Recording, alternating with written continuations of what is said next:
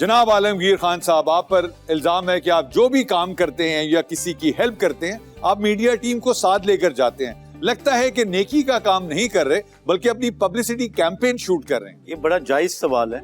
इसकी रीजन ये है कि ऐसा ही करते हैं हम, लेकिन मजबूरी ये रहती कि देखें जो डोनर्स हैं जिन्होंने हमारी मदद की होती, उनको बताना होता है कि आपका पैसा आपके दिए गए वसाइल कहाँ खर्च हो रहे हैं, और मजीद डोनर्स को एंगेज करना होता।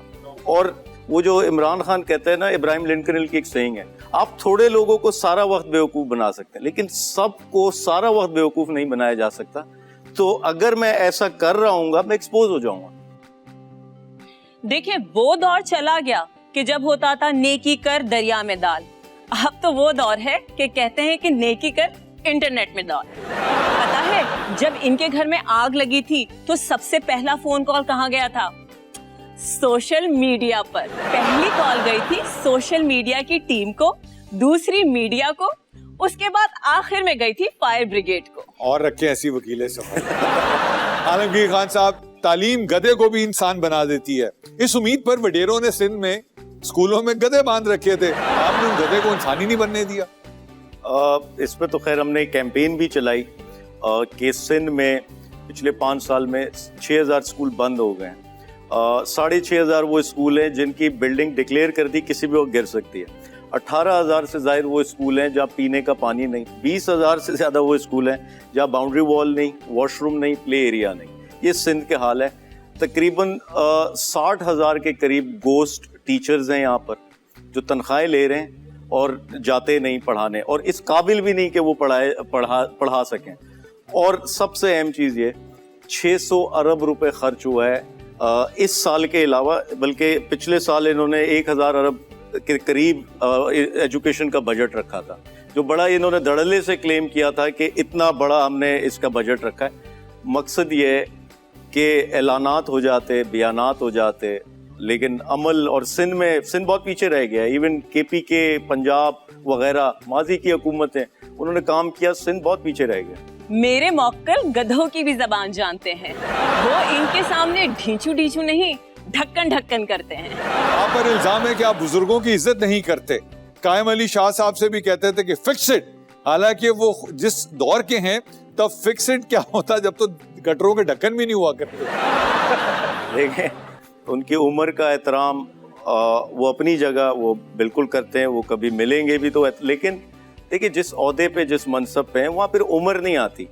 मैं पहले कहा कि अगर कोई मुलाजिम है, मुलाजिम से मैं पूछूंगा काम क्यों नहीं किया, तो ये मेरा फ़र्ज़ है एक शहरी के तौर पर। और हर शहरी का, मैं MNA हूँ अपने हल्के से, मेरे शहरी का मुझसे सवाल करना फ़र्ज़ है। वो मेरी तस्वीर भी बनाए, वो मेरे स्टैचू भी लगाए, जहाँ मैं अगर कहीं कसूरवार हूँ वो बिल्कुल मेरे खिलाफ एहतजाज। मैं तो नहीं FIR काटूंगा, और कहीं कुछ ने किया भी, मैंने तो नहीं उनके खिलाफ कोई कार्रवाई की। तो ये होना चाहिए। और वैसे भी मेरे क्लाइंट की फिक्सिट तहरीक का मकसद खुद को सियासत में फिक्स करना था, सो वो हो गया। ये मेरी वकील है।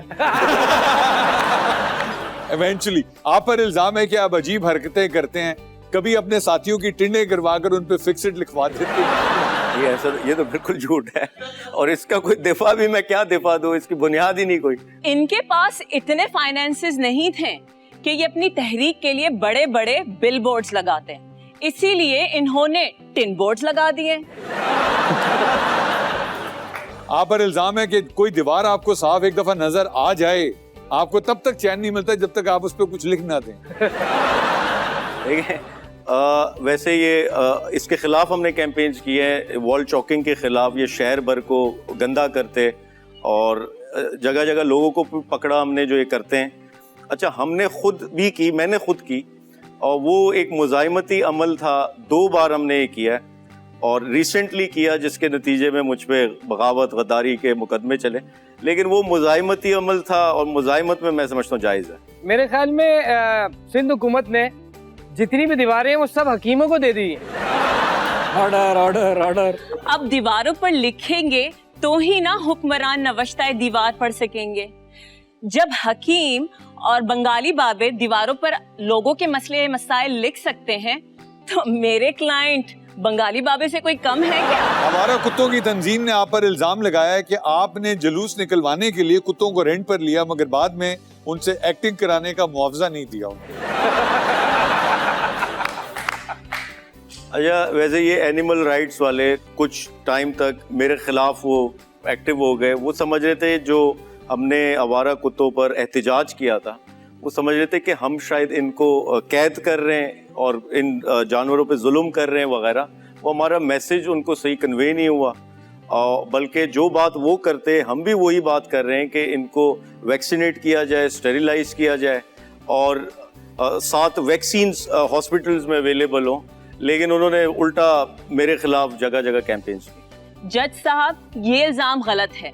वो कुत्ते खुद ही जलूस में आए थे, उनको रेंट पे नहीं लिया था। अब सबसे इम्पोर्टेंट इल्जाम है आप पर। इल्जाम यह है कि आपने मुराद अली शाह के पुतलों को गंदे पानी में घंटों खड़े रखा, जिससे इन्फेक्शन भी हो सकती थी। आपने उनकी सेहत को दांव पर लगा दिया। नहीं, हमने जो सबसे कैंपेन जो थी ये स्टैचू वाली, उसके नतीजे में वहाँ वो नाला पूरा मुरम्मत हुई है, उसकी इंक्रोचमेंट ख़त्म हुई है, सफाई हुई है और हमारी गवर्नमेंट में ये हुआ, FWO ने उस पर काम किया। माय लॉर्ड, मेरे क्लाइंट के सोशल वर्क को मद्देनजर रखते हुए इन्हें अदालत बाइज्जत बरी करे। अदालत ने कभी भी किसी को बेइज्जत बरी नहीं किया, हमेशा बाइज्जत ही बरी करती है। मैं आपके क्लाइंट का मशकूर हूँ कि वो अदालत में गंदे पानी की बाल्टी लेकर नहीं आए, लेकिन इनकी बड़ी कंट्रीब्यूशन है कि उन्होंने समाजी मसाइल को एक नए अंदाज से उजागर करने का एक तरीका अपनाया। लेकिन अदालत की उन ख्वाहिश है कि वो इसमें दूसरे की इंसल्ट और बेइज्जती का एलिमेंट ना रखें, क्योंकि इनको फॉलो करने वाले बहुत सारे जो नए सोशल वर्कर आएंगे, ये ना हो कि वो कचरे के ड्रम लेके फिरते रहें, जहाँ कोई मुखालिफ का घर नज़र आया उसके बाहर कचरा डाल दिया। इनको बहुत लोग फॉलो करते हैं, ख़ास करके सोशल वर्क करने वाले। सो इनसे ये है कि ये उसको उसमें इंसल्ट का मार्जिन कम करें। इसके साथ ही अदालत इनको बाइज्जत बरी करती है। जज़ाकल्लाह। आलमगीर और वो बॉल से एक और अदालत बात करना चाहती है कि सिर्फ वोट को इज्जत ही ना दो, एहतजाज को भी इज्जत दो। वाह।